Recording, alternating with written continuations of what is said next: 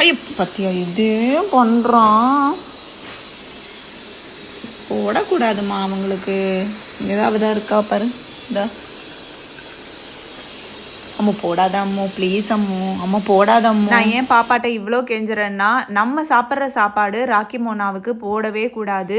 நம்மக்கிட்ட ஒரு தப்பான எண்ணம் இருக்குது. பால் சோறு போதும், தயிர் சோறு போதும், நம்ம மிச்சம் மீதி இருக்கிறதெல்லாம் நாய்க்குட்டிகளுக்கு போதுமானது அப்படின்னு சொல்லிட்டு. அப்படி கிடையாது. அது அவங்களோட கட் ஹெல்த்துக்கு நல்லது கிடையாது, அவங்களோட லைஃப் ஸ்பேனுக்கு, ஆரோக்கியத்துக்கு எதுக்குமே நல்லது கிடையாது. ஸோ அவங்களுக்கு ஒரு ப்ராப்பர் மீல் வந்து தேவை. அதில் ப்ரோட்டீன், கால்சியம், எசென்ஷியல் நியூட்ரியன்ஸ் எல்லாமே இருக்கணும். அப்போ தான் அவங்களோட கட் ஹெல்த் வந்து ஹெல்த்தியாக இருக்கும்.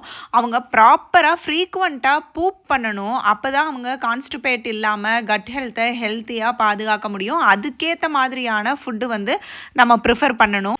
அப்படி நான் ஓனாக ரிசர்ச் பண்ணி கோத்ரேஜ் நிஞ்சா டாக் ஃபுட் வாங்கினேன். இதை டாக்ஸ் வந்து ரொம்ப ஹாப்பியாகவே சாப்பிட்றாங்க. அண்ட் இதில் எனக்கு ரொம்ப பிடிச்ச விஷயம் என்ன அப்படின்னா, கோத்ரேஜ் நிஞ்சாவில் நேச்சுரல் பாலிஃபினால்ஸ் இருக்குது, ப்ரீபயாட்டிக், ப்ரோபயாட்டிக் இருக்குது. இது வந்து அவங்களோட டைஜஷனுக்கு ரொம்ப ஹெல்ப் பண்ணுது. ஸோ அவங்க கட் ஹெல்த்தும் நல்லா இருக்குது. பக்கத்தில் ஸ்டோர்ஸில் கிடைக்கும், வாங்கிக்கோங்க. நம்ம வீட்டில் எல்லோரும் ஹெல்த்தியாக இருந்தால் தான் நம்மளும் சந்தோஷமாக இருக்க முடியும்.